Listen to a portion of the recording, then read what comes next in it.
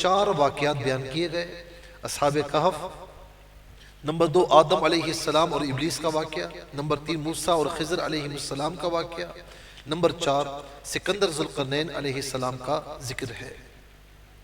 جبکہ دنیا کی بے ثباتی کے بیان کو ثابت کرنے کے لیے بھی یہاں اس صورت میں مثالیں دی گئی۔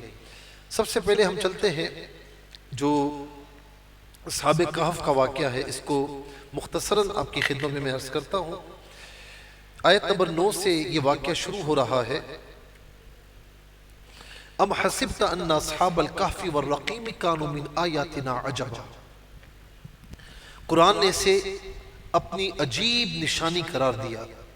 کیا تمہیں معلوم ہوا کہ پہاڑ کی کھو اور جنگل کے کنارے والے ہماری ایک عجیب نشانی تھی۔ صحیح طریقہ قول یہ ہے کہ یہ 7 حضرات تھے، اگرچہ ان کے ناموں میں قدر اختلاف ہے۔ ابن عباس بیان فرماتے ہیں کہ تفسیر خازن میں جو روایت ہے کہ ان کے نام یہ ہیں: مکسلمینا، یملیخا، مرتونس، بینونس، سارینونس، زونوانس، کشفیت، تنونس، اور ان کے کتے کا نام قطمیر تھا۔ یہ 7 نوجوان تھے، اور یہ نہیں کہ یہ غریب لوگ تھے، یہ ایلیٹ کلاس کے تھے، بظاہر عیاشی میں رہنے والے، پیسہ بھی تھا، مال و دولت بھی تھا، ساری چیزیں تھی، تھے ایمان والے۔ اور اس زمانے میں ایک بادشاہ تھا دقیانوس، وہ بڑا خطرناک بادشاہ تھا، اور وہ کیا کرتا تھا کہ سب کو یہ مجبور کرتا کہ وہ بھی بت پرستی کریں، اور جو بت پرستی پر راضی نہ ہوتا اسے مار دیا کرتا، اسے قتل کر دیتا یا اسے قید کر لیتا، سزا دیتا۔ اب معاملہ یہ ہے کہ یہ 7 کے 7 جب انہوں نے دیکھا کہ اب کوئی راہ نہیں بچی، دین بچانا یہاں پر مشکل ہو رہا ہے اور بادشاہ پیچھے پڑا ہوا ہے، تو انہوں نے وہاں سے ہجرت کی۔ اور کہتے ہیں کہ یہ شہر افسوس میں رہا کرتے تھے، ایک شہر تھا، اس کا نام افسوس تھا۔ یہ بڑے معززین تھے، ایماندار لوگ تھے۔ اب یہ اس شہر سے باہر آ گئے۔ جب تھوڑا سا باہر آئے تو ایک غار دیکھا، تو انہوں نے اس غار کے اندر پناہ لی اور وہاں پر سو گئے۔ کتنا سوئے؟ سال، 2 سال، 10 سال، 20 سال، 50 سال نہیں، 300 سال تک وہ سوتے رہے، 300 سال تک۔ پیچھے جو ہے وہ بادشاہ کو پتہ لگا کہ اس غار میں ہے، تو اسے سپاہیوں کو حکم دیا کہ جی اس پر دیوار کھینچ دی جائے، یہ اندر ہی مر کھپ جائیں گے، نہ یہ رہیں گے نہ ان کی باتیں رہیں گی۔ انہوں نے دیوار کھینچ دی۔ جن کو حکم دیا تھا بادشاہ نے، اس میں ایک شخص تھا جو بڑا رحم دل تھا۔ کہتے ہیں کہ اس نے ان سب کے نام پورا واقعہ لکھ کر ایک تختی پر لکھا، سب کے نام پورا واقعہ، اور جو دیوار تھی اس کے اندر زمین میں اس نے، جس زمین پر دیوار تھی اسی زمین میں اس نے دفن کر دیا۔ اب ایک طویل عرصہ گزر گیا، 300 سال کسے کہتے ہیں، اور ہجری اعتبار سے 309 سال گزر گئے۔ وَلَبِثُوا فِي كَهْفِهِمْ 300 سِنِينَ وَازْدَادُوا تِسْعًا، 309 سال اللہ رب العالمین فرماتا ہے۔ اب ہوا یہ کہ 309 سال کے بعد وہ اٹھے، عیسوی اعتبار سے 300 سال۔ حال کیا تھا؟ اللہ رب العالمین فرماتا ہے کہ آیت نمبر 17 میں وَتَرَى الشَّمْسَ إِذَا طَلَعَتْ تَزَاوَرُ عَنْ كَهْفِهِمْ ذَاتَ الْيَمِينِ وَإِذَا غَرَبَتْ تَقْرِضُهُمْ ذَاتَ الشِّمَالِ وَهُمْ فِي فَجْوَةٍ مِّن ذَلِكَ مِنْ آیَاتِ اللَّهِ۔ فرمایا کہ جب سورج طلوع ہوتا تھا تو ہم اسے حکم دیتے تھے کہ ان کے غار سے داہنی طرف بچ کر نکلتا تھا، یعنی اس غار میں انہیں اتنی روشنی فراہم کی جائے جو ان کی صحت کے لیے بہتر ہے۔ اب ظاہر ہے کہ سورج کی روشنی زیادہ پڑے وہ صحت کے لیے اچھی نہیں ہوتی، اتنی روشنی کا ہم نے اہتمام کیا ان کی صحت کے لیے وہ مفید ہو۔ وَإِذَا غَرَبَتْ تَقْرِضُهُمْ ذَاتَ الشِّمَالِ، اور جب وہ غروب ہوتا تو بائیں طرف ہم حکم دیتے کترا کر نکل جاتا، اور اس میں بھی وہ اتنی روشنی دیتا جتنی روشنی ان کی صحت کے لیے مفید ہے۔ فرمایا کہ اللہ تعالیٰ کی نشانی ہے، کسی اور کی نشانی نہیں ہے۔ پھر آیت نمبر 18 میں فرمایا وَتَحْسَبُهُمْ أَيْقَاظًا وَهُمْ رُقُودٌ، تم انہیں جاگتا سمجھو اور وہ سو رہے ہیں. یعنی یہاں پر پھر آگے فرمایا وَنُقَلِّبُهُمْ ذَاتَ الْيَمِينِ وَذَاتَ الشِّمَالِ، اور ہم انہیں دائیں طرف اور بائیں طرف کروٹیں بھی تبدیل کرواتے ہیں. اللہ اکبر. یاد رکھیں کہ آنکھیں بالکل بند ہو جائیں، کئی عرصے تک بند رہیں تو یہ بھی نقصان دہ ہے آنکھوں کے لیے، اور آنکھیں بندہ کھلی رکھے کئی عرصے تک کھلی رکھے تو آنکھیں خراب ہو جاتی ہیں. اللہ اکبر. اسی طریقے سے اگر بندہ ایک ہی طرز پر لیٹا ہوا ہو تو اسے بیڈ سول ہو جاتے ہیں، اس کا جینا محال ہو جاتا ہے. اللہ رب العالمین نے کیسا اہتمام فرمایا. فرمایا کروٹیں بھی ہم دے رہے ہیں، وہ سو رہے ہیں لیکن تم جاگتا سمجھو. یعنی ان کی آنکھ کبھی کھل بھی رہی ہے کبھی بند بھی ہو رہی ہے. ہم سوتے ہیں نا تو آنکھ کبھی، آپ سوئے ہوئے بندے کو آپ دیکھیں تو اس کی آنکھ اندر سے ہل رہی ہوتی ہے، یعنی وہ جنبش کر رہی ہوتی ہے جو کہ اس کے لیے مفید ہے. فرمایا ہم نے سارا اہتمام ان سے کیا، اور فرمایا کہ وَقَلْبُهُمْ بَاسِطٌ ذِرَاعَيْهِ بِالْوَسِيدِ، اور ان کا کتا اپنی کلائیاں پھیلائے غار کی چوکھٹ پر موجود ہے. اب ہوا یہ کہ جب اٹھے، آیت نمبر 19، قَالَ قَائِلٌ مِّنْهُمْ كَمْ لَبِثْتُمْ. اچھا یہ جو واقعہ ہے نا، اس کو سائنس کی روشنی میں دیکھیں گے تو سائنس اس سے عاجز ہے. سائنس نے بڑی ریسرچ کی تو انہوں نے اس بات پر کیا کہ کچھ پرندے ایسے ہیں، کچھ جانور ایسے ہیں جو اس طرح لمبا سوتے ہیں. جیسے ریچھ کے بارے میں ہے کہ یہ تقریباً بہت لمبا سوتا ہے یہ، اور اسی طریقے سے کچھ موسم ایسے آتے ہیں تو اس میں لمبا سو جاتا ہے یہ، لیکن وہ اس میں احتیاط کرتا ہے کہ ٹیمپریچر بھی اس کی باڈی کے مطابق ہو، ساری چیزیں ہوں. اور اسی طریقے سے الو کے بارے میں ہے کہ یہ الو بھی اچھا خاصا دن یہ سو جاتا ہے، لیکن کوئی انسان اتنا نہیں سو سکتا. سائنس یہاں پر عاجز ہے. اللہ رب العالمین فرماتے ہیں کہ اب جاگے. اب ان میں سے ایک نے کہا ہمیں کتنا جاگے، کب سوئے تھے؟ انہوں نے کہا لبثنا یوما او بعد یوم، ایک دن سوئے ہیں یا لگتا ایسا ہے کہ صبح سوئے ہیں شام کو جاگے. قالوا ربکم اعلم بما لبثتم، فرمایا کہ تمہارا رب جانتا ہے کہ تم کتنا سوئے ہو. اب اس کے بعد کیا ہوا کہ انہوں نے کہا بھوک لگی ہے بھائی. تو ان میں سے ایک بندے کو انہوں نے بھیجا کہ جاؤ ذرا جا کر جو ہے وہ ہمارے لیے کچھ کھانا لے آؤ، کچھ روٹیاں لے آؤ. اب ہوا یہ کہ اب ان میں سے ایک بندہ وہاں سے نکلا اور پھر یہ ہوا کہ وہ نانبائی کی دکان پر گیا جو روٹیاں بیچتا، اس کو سکہ دیا. اس سے سکہ دیکھا، وہ یہ سمجھا کہ اس نوجوان کے ہاتھ کوئی بڑا خزانہ لگا ہے. اس نے کہا بھائی یہ کون سا خزانہ ہے؟ اچھا اب جب وہ روٹی لینے کے لیے آ رہے تھے نا تو اس وقت بڑے حیران تھے کہ کیونکہ اب بیدروس بادشاہ آ چکا تھا، 300 سال گزر گئے، وہ بڑا نیک تھا، اور وہ دیکھ رہا تھا کہ جی عیسیٰ علیہ السلام کے نام لیا جا رہا ہے، اللہ تعالیٰ کا نام لیا جا رہا ہے. وہ بڑا حیران ہوا کہ یار صبح تو ہم سوئے تھے، اس وقت دقیانوس بادشاہ تھا ہمارے پیچھے پڑا ہوا تھا، اب تو شہر میں بڑی خوشیاں دکھ رہی ہیں، کوئی ایسا معاملہ کوئی ایسا ماحول نہیں دکھ رہا. اب وہ بڑا حیران پریشان ہے کہ صبح کیا تھا شام میں کیا ہے، اسے پتہ ہی نہیں ہے کہ جو ہے وہ 309 سال گزر چکے ہیں. اب جب نانبائی کی دکان پر آیا تو وہ پکڑا گیا. اس سے کہا تمہارے ہاتھ کوئی خزانہ لگا ہے؟ کہا نہیں بھائی، ہم یار 7 بندے تھے، دقیانوس بادشاہ کے ڈر سے ہم یہاں سے نکلے تھے. اچھا یہ بتاؤ دقیانوس بادشاہ کس حال میں ہے؟ اس نے کہا وہ تو کوئی بادشاہ نہیں ہے یہاں پر. ہاں 300 سال پہلے ایک بادشاہ گزرا تھا جو بڑا ظالم تھا. اب معاملہ کسی کی سمجھ میں نہیں آ رہا. اچھا بیدروس بادشاہ کے دور میں یہ ہوا کہ کچھ لوگوں نے مرنے کے بعد دوبارہ اٹھنے کا انکار کیا، تو بیدروس بادشاہ ایک کمرے میں قید ہوا. اس سے دعا کی کہ مولا کوئی ایسا واقعہ بتا دے، ایسا واقعہ بتا دے کہ سمجھ آ جائے، سب کو یقین آ جائے کہ تو مرنے کے بعد دوبارہ اٹھائے گا ہمیں. اب ہوا یہ کہ وہ نانبائی اسے شہر کے حاکم کے پاس لے گیا. حاکم نے پوری بات توجہ سے سنی تو اس کو کچھ سمجھ میں آیا کہ یہ واقعہ کچھ اور ہے. اس نے کہا اچھا تمہارے جو ساتھی کہاں پر ہیں؟ کہا یہ پاس غار ہے، وہاں پر ہم سب سو رہے تھے، صبح سوئے تھے ابھی ہم جاگے ہیں، ہمیں تو نہیں پتا کیا ہے کیا نہیں.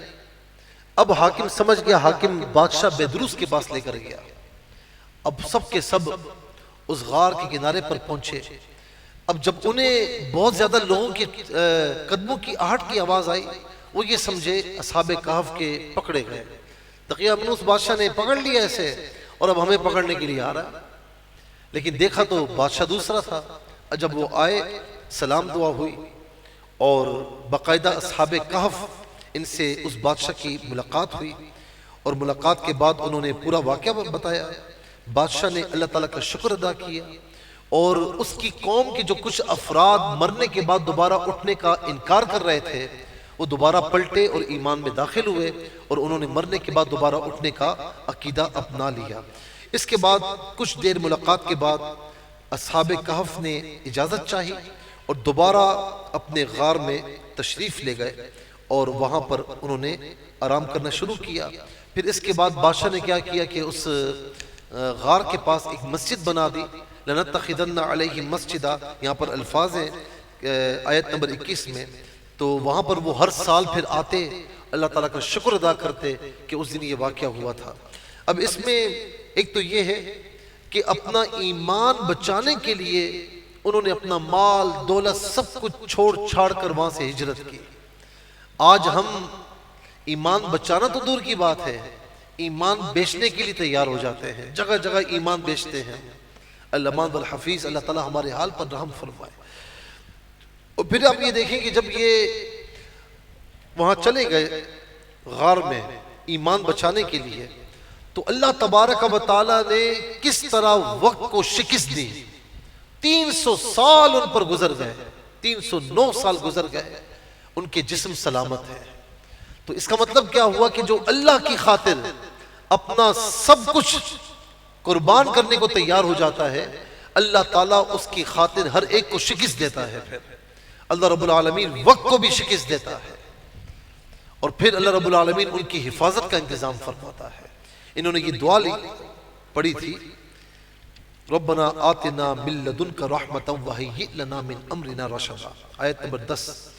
کتنی بھی بڑی مہم ہو، کتنا ہی بڑا مقصد کیوں نہ ہو، کتنی ہی بڑی مشکل کیوں نہ ہو، یہ دعا پڑھیں، اللہ تبارک و تعالیٰ وہ مشکل آسان فرماتا ہے، وہ مہم پوری فرماتا ہے، مقاصد میں کامیابی عطا فرماتا ہے۔ کہ انہوں نے یہ دعا کی، اس کے بعد اللہ رب العالمین نے کامیابی عطا فرمائی۔ اور پھر اس کے بعد اللہ رب العالمین فرماتا ہے کہ ہم نے جو ہے وہ اس غار پر ہم نے روب طاری فرما دیا۔ اللہ اکبر، لَوِ اطَّلَعْتَ عَلَيْهِمْ لَوَلَّيْتَ مِنْهُمْ فِرَارًا، اس سننے والے اگر تو انہیں جھانک کر دیکھے تو ان سے پیٹھ پھیر کر بھاگے اور ان سے ہیبت میں بھر جائے۔ اب یہ کہا جاتا ہے آج کل کہ جی یہ فلاں غار اصحاب کہف کا غار ہے، یہ ہے وہ ہے، علاقہ بھی وہی ہے، لیکن حتمی طور پر نہیں کہا جا سکتا کہ یہ غار کون سا ہے، کیا ہے، یقینی طور پر نہیں کہا جا سکتا۔ یہ اللہ تعالیٰ کو پتہ ہے، اور جو وہاں پر آرام کر رہے ہیں تو ان کو پتہ ہے کہ کیا معاملہ ہے۔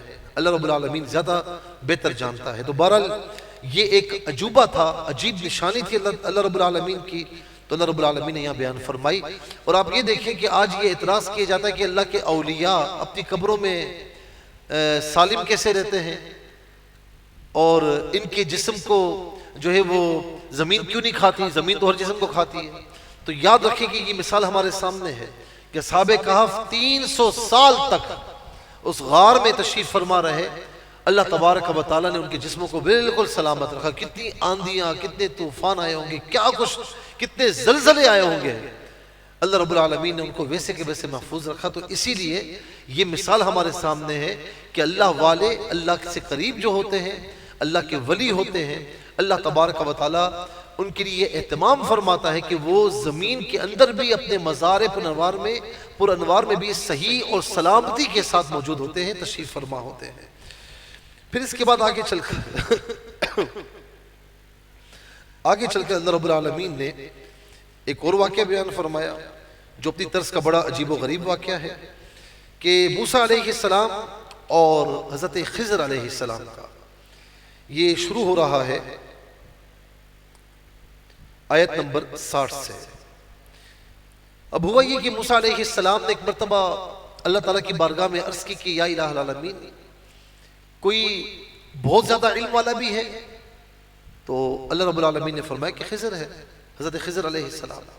حضرت خضر علیہ السلام کے بارے میں اختلاف ہے کہ آیا یہ اللہ کے قریب ہیں، ولی ہیں یا نبی ہیں، تو زیادہ تر روایات یہ ہیں کہ یہ اللہ کے نبی ہیں، اور تکوینی نبی ہیں، تشریعی نبی نہیں ہیں، اور اللہ رب العالمین نے انہیں کاموں کے لیے منتخب فرمایا ہے۔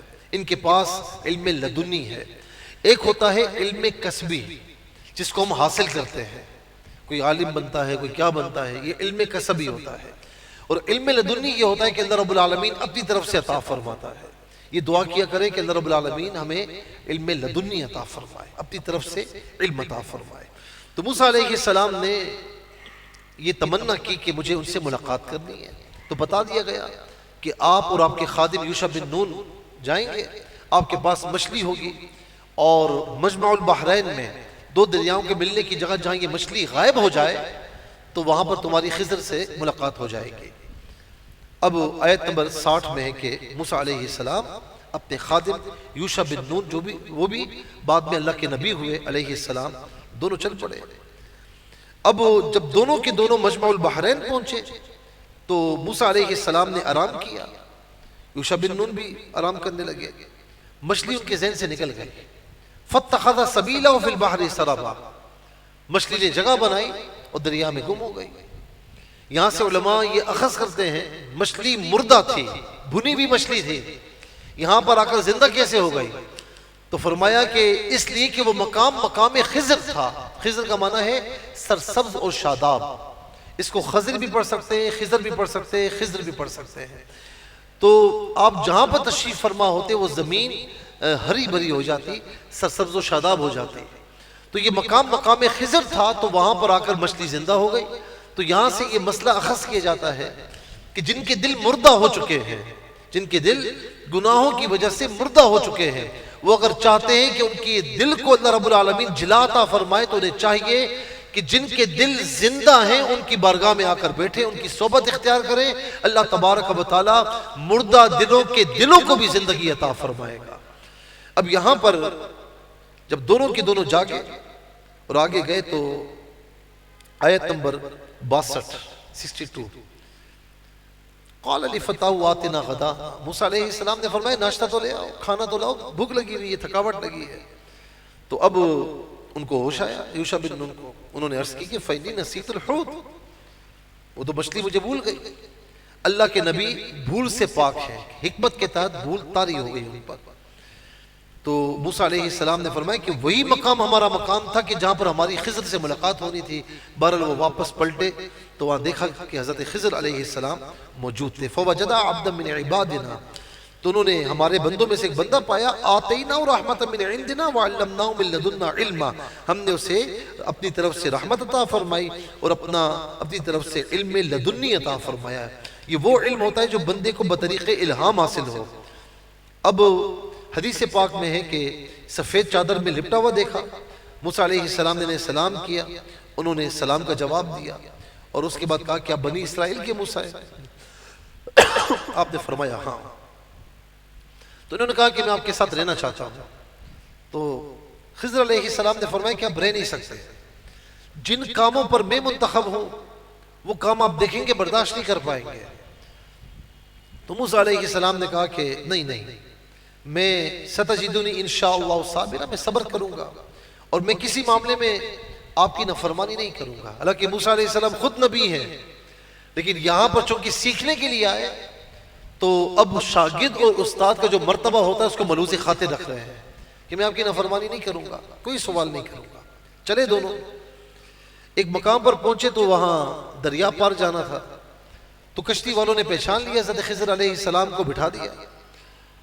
ذرا سا آگے گئے تو کشتی کا ایک تختہ خضر علیہ السلام نے اکھاڑ لیا، کشتی کو ایبدار کر دیا۔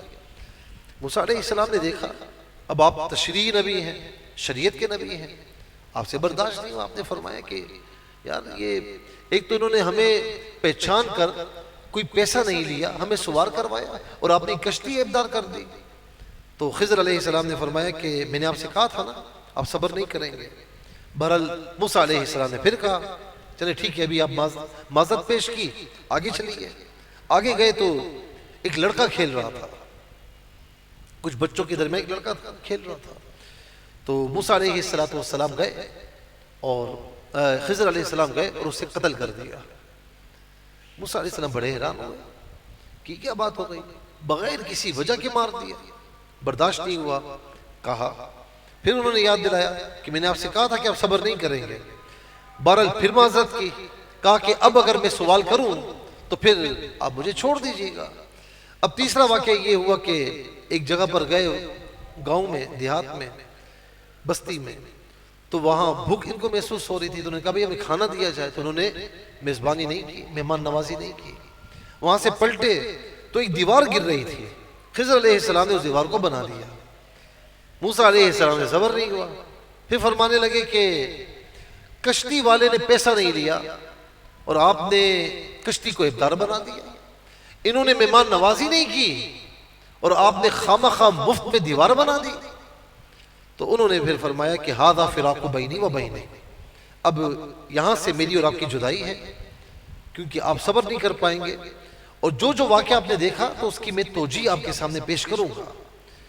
رہا وہ کشتی کا معاملہ، وہ کشتی جو ہے وہ یہ کچھ مساکین بچے تھے، یتیم بچے تھے، ان میں یہ 10 بھائی تھے، ان میں 5 اپاہج تھے جو کچھ نہیں کر سکتے تھے، 5 تندرست تھے۔ ان کی گزر اوقات اسی کشتی پر تھی۔ یہ کشتی اگر آگے جاتی تو آگے ایک بادشاہ تھا جو اچھی کشتی کو قبضے میں لے لیتا اور عیبدار کشتی کو چھوڑ دیتا تھا۔ میں نے اسے عیبدار اس لیے بنایا تاکہ وہ کشتی پر قبضہ نہ کر سکے، اور وہ جو اپاہج بچے ہیں، یتیم بچے ہیں، مساکین ہیں، ان کی گزر اوقات چلتی رہے۔ رہا وہ لڑکا کہ جسے میں نے مارا تھا، تو فرمایا کہ اس کی توجیہ یہ ہے کہ وہ لڑکا کافر تھا اور بڑا ہو کر وہ اپنے ماں باپ کو بھی کافر بنا ڈالتا، تو اس لیے میں نے اسے مار دیا، اور اللہ تبارک و تعالیٰ نے اس کے بدلے میں انہیں بڑا بہترین بچہ عطا فرمایا۔ اور پھر یہاں تک کہ کہا جاتا ہے کہ خضر علیہ السلام نے دکھانے کے لیے اس مردہ لڑکے کا کندھا توڑ کر اس کا گوشت چیرا، تو اس کے اندر لکھا ہوا تھا یہ کافر ہے، یہ کبھی اللہ پر ایمان نہیں لائے گا۔ اور تیسرا یہ تھا کہ وہ جو دیوار تھی جس کو میں نے بنایا، یہ یتیم بچوں کا خزانہ اس کے اندر ان کے باپ نے دفن کیا تھا۔ ان کا باپ بڑا نیک آدمی تھا، تو یہ دیوار گر جاتی، یہ خزانہ کسی اور کے ہاتھ لگ جاتا، تو میں نے اس کی حفاظت کی اللہ کے حکم سے، تاکہ اس نیک آدمی کا خزانہ اس کی اولاد کو مل جائے۔ تو یہ 3 کام میں نے اس لیے کیے۔ یہاں سے دونوں کی جدائی ہو گئی۔ اب یہاں پر علماء فرماتے ہیں کہ آیا وہ اس کا باپ تھا؟ کون تھا؟ وہ یتیموں کا باپ تھا؟ تو ایک روایت یہ کہ ان کا باپ تھا، ایک روایت یہ ہے کہ وہ 7ویں پشت میں ان کے آباء و اجداد میں سے تھا جو نیک آدمی تھا، اور ایک روایت یہ کہ وہ 10ویں پشت میں ان کے آباء و اجداد میں سے تھا جو نیک آدمی تھا۔ اس کا مطلب کیا ہوا کہ جو بندہ نیک ہوتا ہے نا، اللہ تعالیٰ کا نیک بندہ ہوتا ہے، اللہ تعالیٰ صرف اس کی حفاظت نہیں فرماتا، اس کے مال کی بھی حفاظت فرماتا ہے۔ صرف اس کے مال کی حفاظت نہیں فرماتا، اس کی آنے والی نسلوں کی بھی حفاظت فرماتا ہے۔ یہاں تک میں نے روایت پڑھی کہ نیک بندہ جہاں پر رہتا ہے نا، اللہ تعالیٰ اس کے آس پڑوس میں جتنے لوگ ہوتے ہیں اس کی برکت سے سب کی حفاظت فرماتا ہے۔ اللہ اکبر۔ تو یہ بڑا قرآن کا عجیب و غریب واقعہ تھا کہ جسے یہاں پر ذکر کیا گیا۔ پھر سکندر ذوالقرنین کا ذکر ہے کہ سکندر ذوالقرنین کے بارے میں کہ اولاد سام میں سے تھے۔ انہوں نے یہ پڑھا تھا کہ اولاد سام میں سے ایک شخص چشمہ حیات پیے گا، اس کو موت نہیں آئے گی۔ یہ دیکھ کر وہ چشمہ حیات کی طلب میں مغرب و مشرق کی طرف روانہ ہوئے۔ آپ کے ساتھ حضرت خضر بھی تھے، وہ تو چشمہ حیات تک پہنچ گئے، انہوں نے پی بھی لیا، مگر سکندر ذوالقرنین کے مقدر میں نہ تھا، انہوں نے نہ پایا۔ اس سفر میں پھر وہ جانب مغرب روانہ ہوئے، جہاں تک آبادی تھی ساری منازل طے کر ڈالی۔ سمت مغرب میں وہاں پہنچے جہاں آبادی کے نام و نشان نہ تھا، وہاں انہیں آفتاب وقت غروب میں ایسا نظر آیا گویا کہ وہ سیاہ چشمے میں ڈوب رہا ہے، جیسا کہ دریائی سفر کرنے والوں کو پانی میں ڈوبتا معلوم ہوتا ہے۔ پھر وہاں پر ایک انہوں نے قوم پائی کہ جو جانوروں کے چمڑے پہنے تھی، اس کے سوا ان کے بدن پر کوئی اور لباس نہ تھا، دریائی مردہ جانور ان کی غذا تھی، اور یہ کافر لوگ تھے۔ تو وہاں پر کیا کیا آپ نے کہ ان کو اسلام پیش کیا، جو اسلام میں داخل ہو گئے ٹھیک ہے، اور جو اسلام میں داخل نہیں ہوئے آپ نے انہیں پھر جو ہے وہ قتل کر ڈالا۔ پھر اس کے بعد کہا جاتا ہے کہ ذوالقرنین رضی اللہ تعالی عنہ یعنی یہاں جانب مغرب میں گئے، پھر جانب مشرق بھی آپ بالکل اس مقام پر پہنچے جو دنیا کا کونا ہے، اور وہاں اس مقام پر پھر آپ نے ایک قوم پائی کہ جو کسی کی کوئی بات نہیں سمجھتی، اور اس کے بعد انہوں نے یہاں پر ذوالقرنین سے یہ کہا کہ بے شک یاجوج اور ماجوج یہ زمین میں فساد برپا کرتے ہیں، آپ ہمارے لیے کچھ مال مقرر کریں اس پر کہ آپ ہم میں اور ان میں ایک دیوار بنا دیں۔ آپ نے فرمایا کہ جس پر مجھے میرے رب نے قابو دیا ہے، بہتر ہے تو میری مدد طاقت سے کرو، میں تم میں اور ان میں ایک مضبوط آڑ بنا دوں۔ پھر فرمایا کہ میرے پاس لوہے کے تختے لاؤ، یہاں تک کہ وہ جب دیوار اور دونوں پہاڑوں کے کناروں سے برابر کر دی گئی تو یہاں تک کہ اس میں آگ لگائی گئی، اور پھر اس میں گلا ہوا تانبا انڈیل دیا گیا، یہاں تک کہ ایک مضبوط دیوار جسے دیوار کہا جاتا ہے، یہ مضبوط دیواریں سکندر ذوالقرنین کی دیوار کہا جاتا ہے، سد سکندری کہا جاتا ہے، یہ وہ دیوار قائم ہے، اور اس کے پیچھے یاجوج اور ماجوج ہیں۔ ان کے بارے میں آتا ہے کہ یافس بن نوح کی اولاد میں سے ہے، فسادی گروہ ہے، ان کی تعداد بہت زیادہ ہے، زمین میں فساد کرتے تھے، موسم بہار کے زمانے میں نکلتے، کھیتیاں سبزیاں سب کھا جاتے، کچھ نہ چھوڑتے، اور جو خوش چیزیں ہوتی لاد کر لے جاتے، آدمیوں کو کھا لیتے، درندے وحشی جانوروں سانپوں بچھوں کو کھا جاتے۔ تو سکندر ذوالقرنین سے انہوں نے شکایت کی، تو پھر آپ نے ان کے درمیان یہ دیوار بنا دی۔ اب فرمائیں کہ روزانہ یہ دیوار توڑتے ہیں، دن بھر محنت کرتے ہیں، جب اس کے توڑنے کے قریب ہوتے ہیں تو ان میں سے کوئی کہتا ہے کہ اب چلو باقی کل توڑ لیں گے، دوسرے روز جب آتے ہیں تو بحکم الہی پہلے سے زیادہ مضبوط ہو جاتی ہے، جب ان کے خروج کا وقت آئے گا تو ان میں کہنے والا کہے گا اب چلو باقی دیوار کل توڑ ڈالیں گے، انشاءاللہ کہیں گے۔ انشاءاللہ کہنے کا ثمر یہ ہوگا کہ پھر وہ ان کی محنت رائگاں نہیں جائے گی، اور اگلے دن جب وہ آئیں گے تو دیوار اتنی ہی ملے گی جتنی پہلے روز توڑ کر گئے تھے۔ اب وہ نکل آئیں گے، زمین میں فساد برپا کریں گے، قتل و غارت گری کریں گے، چشموں کا پانی پی جائیں گے، جانوروں درختوں کو جو آدمی ہاتھ آئیں گے ان کے کھا جائیں گے، مکہ مکرمہ میں، مدینہ منورہ میں اور بیت المقدس میں داخل نہ ہو سکیں گے۔ اللہ تعالیٰ عیسیٰ علیہ السلام کی دعا سے انہیں ہلاک فرمائے گا، اس طرح کہ ان کی گردنوں میں کیڑے پیدا ہو جائیں گے جو ان کی ہلاکت کا سبب بنیں گے۔ تو یہ اللہ تبارک و تعالیٰ نے یہاں پر وَيَسْأَلُونَكَ عَنْ ذِي الْقَرْنَيْنِ یہاں سے لے کر اور یہاں آگے تک اللہ رب العالمین نے ان کا آیت نمبر 101 تک تقریباً ان کا ذکر فرمایا، اور ظاہر ہے کہ قرب قیامت یہ نکل کر آئیں گے اور فساد برپا کریں گے، اور عیسیٰ علیہ السلام کی دعا سے ان کی گردنوں میں کیڑے پڑ جائیں گے اور پھر یہ ہلاک اور برباد ہو جائیں گے۔ سکندر ذوالقرنین جو ہے یہ حضرت خضر علیہ السلام کی خالہ زاد بھائی ہیں، انہوں نے اسکندریہ بنایا اور اس کا نام اپنے نام پر رکھا، اور یہ وہ بادشاہ ہیں کہ جن کو اللہ رب العالمین نے پوری دنیا کی بادشاہت عطا فرمائی تھی۔ ایک یہ تھے اور ایک حضرت سلیمان علیہ السلام تھے کہ جنہیں پوری دنیا کی بادشاہت عطا فرمائی تھی۔ دو کافر تھے، بخت نصر اور نمرود، کہ جنہیں اللہ رب العالمین نے پوری دنیا کی بادشاہت عطا فرمائی تھی۔ اور اس کے بعد بالکل اخیر میں اللہ رب العالمین نے فرمایا کہ تم فرماؤ ظاہری صورت بشری میں تمہارے جیسا ہوں، مجھے وحی آتی ہے، تمہارا معبود ایک ہی معبود ہے، تو جسے اپنے رب سے ملنے کی امید ہو اسے چاہیے کہ نیک کام کرے اور اپنے رب کی بندگی میں کسی کو شریک نہ کرے۔ یہاں پر جو سورہ کہف ہے وہ مکمل ہوئی، انشاءاللہ کل سے سورہ مریم کا آغاز ہوگا۔ اللہ تبارک و تعالی ہم سب کو قرآن سے جڑے رہنے کی توفیق نصیب فرمائے، آمین بجاہ النبی الامین وما علیہ الا البلاغ المبین۔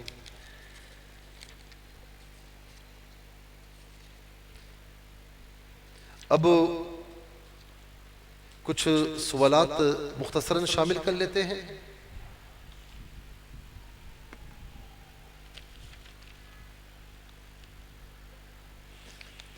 ایک سوال یہ ہوا کہ سادگی سے شادی کیا مراد ہے؟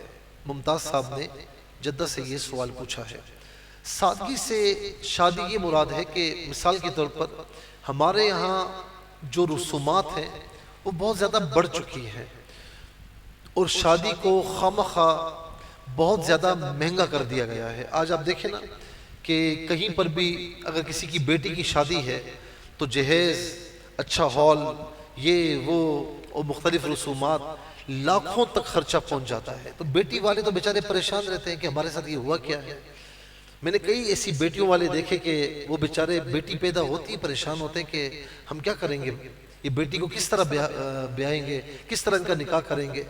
تو یاد رکھیں کہ سادگی سے شادی یہ مراد ہے کہ نکاح ہو، نکاح آپ نے کیا ہے، تو مثال کے طور پر لڑکے والے بھی آئیں گے نکاح میں اور لڑکی کی طرف سے بھی ہوں گے، تو سادگی کے ساتھ جو گنجائش ہے، چائے پانی نکاح ہو اور جو گنجائش ہو، میٹھی چیز یا چائے پانی یا کھانا وغیرہ پیش کرنا ہے، سادگی سے جو آپ کی گنجائش ہے اس کے مطابق پیش کر دیں۔ اگر نہیں بھی پیش کیا، نہیں بھی دعوت کا اہتمام کیا اور میٹھی چیز تقسیم کر دی، مبارکباد ہو گئی، یہ بھی نکاح ہو گیا۔ نکاح کیا ہے؟ نکاح یہ کہ ایجاب و قبول ہو دو گواہوں کی موجودگی میں، مہر کا ذکر ہو، بس یہ نکاح ہے، مہر مقرر کر دیا جائے، ایجاب و قبول ہو دو گواہوں کی موجودگی میں، قاضی صاحب جو امام صاحب نکاح پڑھا دیں، بس یہ نکاح ہے۔ لیکن ہمارے یہاں کیا ہے کہ دعوت بھی ہوگی، اس میں لاکھوں کا خرچہ بھی ہوگا، وہ آپ کی مرضی ہے، لیکن خواہ نکاح کو مشکل نہ بنائیں۔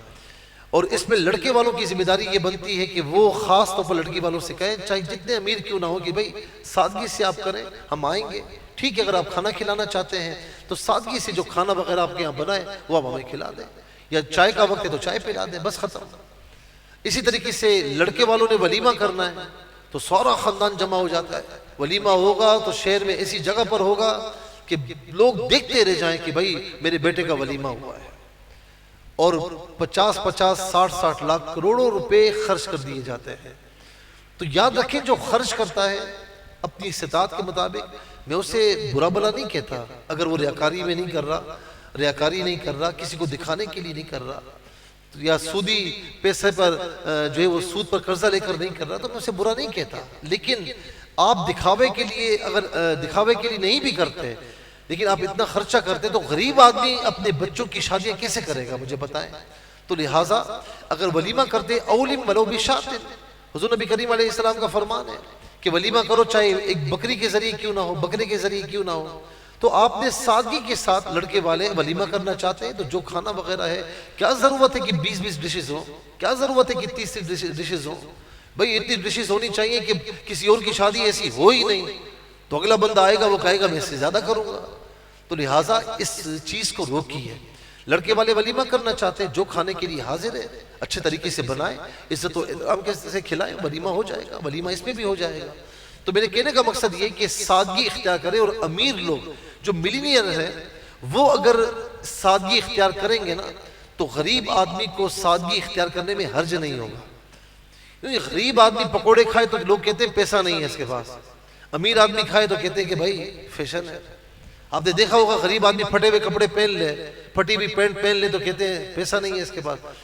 اور آج کل ایسی پینٹیں آتی ہیں گھٹنوں کی طرف سے آپ کو پھٹی بھی لگیں گی، وہ برانڈڈ ہوتی ہے، اتنی مہنگی ہوتی ہے، امیر آدمی پہنے تو کہتے ہیں کہ کیا بات ہے بھائی، کیا چیز پہنی ہوئی ہے اس نے، کیا برانڈڈ چیز پہنی ہوئی ہے۔ تو امیر آدمی سادگی اختیار کرے گا تو غریب آدمی کو پھر سادگی اختیار کرنے میں شرم محسوس نہیں ہوگی۔ تو اسی لیے نکاح کو آسان بنائیں۔ نکاح کو آسان نہیں بنائیں گے تو زنا آسان ہو جائے گا، نکاح مشکل ہو جائے گا۔ تو زنا کو مشکل سے مشکل ناممکن بنا دیں، نکاح کو آسان بنا دیں۔ پھر اس کے بعد ایک سوال یہ ہوا کہ نماز میں ہاتھ کہاں باندھیں؟ لوگ جو دلائل دیتے ہیں وہ بھی احادیث ملتی ہیں، عمل کس پر کیا جائے؟ منصور علی انہوں نے دبئی سے یہ سوال کیا۔ یاد رکھیں کہ حضور نبی کریم صلی اللہ تعالیٰ علیہ وسلم نے پہلے رفع دین بھی فرمایا ہے، اور جو یعنی رفع دین آپ فرماتے تھے، اور اسی طریقے سے بعد میں آپ نے منع فرما دیا، بعد میں آپ نے منع فرما دیا۔ اب یہ بات صحیح ہے، یہ بات صحیح ہے کہ حضور نبی کریم علیہ السلام کی وہ احادیث کریمہ بھی آج موجود ہیں، اور جس میں رفع دین نہیں فرماتے، آخری اس میں ترک فرما دیا، تو وہ بھی احادیث کریمہ موجود ہیں۔ اسی لیے اور ائمہ نے، امام شافعی نے اور امام احمد بن حنبل رحمۃ اللہ تعالیٰ علیہما، تو وہ رفع دین کرتے ہیں، تو ہم انہیں برا نہیں کہتے۔ امام شافعی بھی حق پر ہے اور امام مالک بھی حق پر ہے، امام احمد بن حنبل رحمۃ اللہ تعالیٰ علیہ وہ بھی حق پر ہے، وہ مجتہد ہیں، انہوں نے جو سمجھا اس پر عمل کیا، ان کے فالوورز اس پر عمل کرتے ہیں، ہم انہیں نہیں کہتے کہ وہ غلط کرتے ہیں، لیکن وہ بھی یہ نہ کہیں کہ ہم غلط کرتے ہیں، ٹھیک ہے نا۔ اب بات کیا ہے؟ بات یہ ہے کہ امام اعظم ابو حنیفہ رحمۃ اللہ تعالیٰ علیہ انہوں نے وہ روایت لی، ان صحابہ سے روایت لی کہ جو صحابہ شروع سے لے کر آخر تک آقا علیہ السلام کے ساتھ رہے۔ اب مثال کے طور پر میں ایک مثال دیتا ہوں، آپ میں سے کوئی بھی شخص ہے تو اس کے بارے میں ایک وہ دوست ہیں جو یعنی آئے، دوستی ہوئی، پھر چلے گئے، کبھی کبھار ملاقات ہوتی ہے۔ اور ایک وہ دوست ہے جو دن رات اس کے ساتھ رہتا ہے، پوری زندگی اس کے ساتھ رہتا ہے۔ تو اب مجھے اگر آپ کے بارے میں پوچھنا ہوگا، میں کس دوست سے پوچھوں گا کہ اس کی عادتیں کیا ہیں، اس کے معمولات زندگی کیا ہے؟ میں کس سے پوچھوں؟ جو کبھی کبھار ملتا ہے اس سے پوچھوں گا، یا اس سے پوچھوں گا جو دن رات اس کے ساتھ ہے؟ مجھے بتائیے، جو دن رات اس کے ساتھ ہے اس سے پوچھوں گا نا، اور اسی کی بات کو میں جو ہے وہ عمل کروں گا۔ تو حضور نبی کریم علیہ السلام جب رفع دین فرماتے تھے تو ایسے صحابہ تھے کہ وہ ایمان لائے، انہوں نے دیکھا کہ آقا علیہ السلام رفع دین فرما رہے ہیں اور ہاتھ جو ہے نا وہ اس طرح باندھ رہے ہیں، تو آقا علیہ السلام کو انہوں نے دیکھا، انہوں نے روایت کر دی، وہ بھی بالکل ٹھیک ہے۔ لیکن آخری عمر میں بعد میں آپ نے رفع دین ترک فرما لیا، اور پھر حضور نبی کریم صلی اللہ علیہ وسلم جو ہاتھ باندھتے تھے وہ ناف کے نیچے باندھتے تھے، اور اس کی لوجک یہ ہے کہ شیطان یہاں سے انٹرفیئر نہ کر سکے، شیطان یہاں سے انٹرفیئر بھی نہ ہو سکے، دخل اندازی نہ کر سکے۔ تو عبداللہ ابن مسعود رضی اللہ تعالیٰ عنہ اور دیگر صحابہ جو حضور نبی کریم علیہ السلام کے ساتھ شروع سے لے کر آخر تک رہے، تو انہوں نے حضور نبی کریم علیہ السلام کو بعد میں اس طرح نماز پڑھتے ہوئے دیکھا کہ آپ رفع دین بھی، یعنی صرف تکبیر تحریمہ کے لیے رفع دین فرما رہے ہیں، اس کے بعد آپ نہیں کر رہے، اور دونوں ہاتھوں کو آپ نے ناف کے نیچے باندھا ہوا ہے، تو آپ نے اسی طریقے کو بیان کیا۔ تو اب مجھے بتائیں کہ کس کی بات لی جائے گی؟ امام اعظم ابو حنیفہ نے ان صحابہ کی روایت لی کہ جو شروع سے لے کر آخر تک میرے آقا علیہ السلام کے عمل کو دیکھتے رہے، اور اسی پر عمل کیا جائے گا، کیونکہ حضور نبی کریم علیہ السلام نے پھر رفع دین کرنے سے سختی سے منع فرمایا تھا۔ فرمایا تم کیا گھوڑے کی دموں کی طرح یہ ہاتھ ہلاتے رہتے ہو، اس طرح نہ کرو، میں نے تمہیں منع کر دیا ہے، اب رفع دین نہ کیا کرو۔ تو لہٰذا سنت طریقہ یہ ہے کہ ناف کے نیچے ہاتھ باندھے جائیں، اور رفع دین صرف اور صرف تکبیر تحریمہ کے بعد وقت ہوگا، اس کے بعد نہیں ہوگا، یہ صحیح ہے۔ داڑھی کتنی ہونی چاہیے؟ سمد ندیم صاحب نے کینیڈا سے پوچھا۔ داڑھی جو ہے ایک ہوتی ہے منڈوانا، یہ بھی صحیح نہیں ہے، جائز نہیں ہے، حرام ہے۔ ایک ہوتا ہے کہ خشخشی داڑھی رکھنا، یہ بھی صحیح نہیں ہے۔ ایک ہوتا ہے ایک مٹھ داڑھی رکھنا۔ حضور نبی کریم علیہ السلام کا واضح فرمان ہے کہ مونچھوں کو پست رکھو اور داڑھی کو چھوڑ دو۔ اکثر الشوارب، اکثر الشوارب، یہ الفاظ ہے، وفر اللحا، کہ مونچھوں کو چھوٹا رکھو، داڑھی کو چھوڑ دو۔ مونچھوں کو مڑوا بھی سکتے ہیں، چھوٹا بھی کر سکتے ہیں، بس یہ خیال رہے کہ یہ بال ہونٹوں پر نہ آئے، یہ بال ہونٹوں سے اوپر نہ آئے، کیونکہ کھانے میں اگر یہ بال شامل ہوں گے تو پھر ناپاکی ہے، تو یہ بال ہونٹوں تک نہ آئے، یہ خیال رکھیں۔ یہاں سے مونچھیں بڑھائی جا سکتی ہیں دونوں کونوں سے، اس میں کوئی مذائقہ نہیں ہے۔ حضرت فاروق اعظم رضی اللہ تعالیٰ عنہ کی مونچھیں اس طرح تھیں، یہاں سے بالکل چھوٹی تھیں اور یہاں سے بڑی ہوئی تھی، تو یہ بھی صحیح ہے۔ اور چھوٹا رکھتے ہیں، یہ بھی صحیح ہے۔ منڈواتے ہیں، اس میں بھی کوئی حرج نہیں ہے۔ داڑھی کتنی ہونی چاہیے؟ اب چھوڑی جائے، کتنی چھوڑی جائے؟ تو وہ صحابہ کہ جنہوں نے حضور نبی کریم علیہ السلام کو اخیر تک دیکھا، تو حضرت عبداللہ ابن مسعود رضی اللہ تعالیٰ عنہ کا طریقہ یہ تھا کہ وہ داڑھی کو ایک مٹھ پکڑتے تھوڑی کے نیچے سے، اور ایک مٹھ کے نیچے جو بال ہوتے اسے لے لیا کرتے۔ تو اس کا مطلب کیا ہے کہ داڑھی ایک مٹھ، یہ سنت طریقہ ہے جو قریب بواجب ہے۔ تمام انبیاء نے داڑھی رکھی، تمام اولیاء نے رکھی، تمام صحابہ نے رکھی، تمام آل بیت اطہار کی داڑھیاں تھیں، ایک مٹھ یہ اتنی ہونی چاہیے۔ اس کے علاوہ جو بال ہوتے ہیں تو ان کو کاٹ لینے میں کوئی حرج نہیں ہے۔ اسی طریقے سے داڑھی کی تعریف کیا ہے؟ یہ آپ کا جو نیچے کا جبڑا ہے نا، اس کے اوپر جو بال ہیں یہ داڑھی ہے، تو اوپر خط بھی بنوا سکتے ہیں، نیچے سے بھی بنوا سکتے ہیں، لیکن یہ جو نیچے جبڑا ہے نیچے والا، اس کے اوپر جو بال ہے یہ داڑھی ہے، اس کو آپ نہیں لا سکتے۔ ہاں ایک مٹھ سے زیادہ ہو جائے اسے کاٹ سکتے ہیں۔ بعض وقت ہم نے دیکھا کہ ہمارے کچھ بھائی وہ لمبی داڑیاں رکھتے ہیں۔ اب یاد رکھیں کہ داڑھی ایسی ہونی چاہیے کہ دیکھ کر معلوم ہو، اچھا لگے کہ ہاں یار واقعی یہ سنت ہے۔ اب اتنی لمبی داڑیاں کہ دیکھ کر عجیب کوفت ہو جاتی ہے، تو ایسی داڑھی نہیں رکھنی چاہیے، یہ سنت نہیں ہے۔ جو سنت طریقہ ہے وہ ہم نے آپ کی خدمت میں عرض کیا۔ اللہ رب العالمین ہم سب کو عمل کی توفیق نصیب فرمائے۔ یا الہ العالمین ہماری نماز تراویح، ہمارے قرآن کریم کی تلاوت، ماہ رمضان کے روزے، اے مالک و مولا، سحری افطاری، یہ سب کا سب اپنی بارگاہ میں قبول فرما۔ جو غلطیاں کوتاہیاں ہوئی اسے اپنے فضل و کرم سے معاف فرما۔ یا الہ العالمین جنہوں نے اعتکاف کیا ان کا اعتکاف اپنی بارگاہ میں قبول فرما۔ مساجد کا احترام بجا لانے کی توفیق نصیب فرما، فضول گوئی سے، فضول گفتگو سے اور مساجد کا احترام پامال کرنے سے ہم سب کو محفوظ و مامون فرما۔ یا الہ العالمین ان کے اعتکاف کے صدقے ہماری مغفرت فرما، بیماروں کو شفا عطا فرما، بے اولادوں کو نیک و صالح اولاد نصیب فرما، تنگ دستوں کو وسعت رزق نصیب فرما، قرضداروں کو بارکر سے سبکدوشی نصیب فرما، بے سببوں کو اسباب مہیا فرما، جو بے رشتہ ہیں اچھے نیک صالح رشتے عطا فرما، تمام رکاوٹیں دور فرما، دنیا بھر سے جو جن جن احباب نے دعاؤں کے لیے کہا، ماں بہنوں نے دعاؤں کے لیے میسیجز کی، یا الہ العالمین سب کی دعائیں قبول فرما۔ یہاں جتنے احباب یا الہ العالمین جتنی مائیں بہنیں آتے ہیں تیرے قرآن کے لیے آتے، قرآن کی محبت انہیں عطا فرما، قرآن کی شفاعت ہم سب کو عطا فرما، تمام مرحومین کی مغفرت فرما، سب کو جنت میں اعلیٰ مقام نصیب فرما، بار بار حرمین طیبین کی زیارت نصیب فرما، حرمین طیبین میں ایمان بالخیر موت نصیب فرما، ہماری ایک ایک دعا پر فرشتوں کی آمین فرما۔ وصلی اللہ تعالی علی خیر خلق محمد وآلہ وصحبہ اجمعین برحمتک یا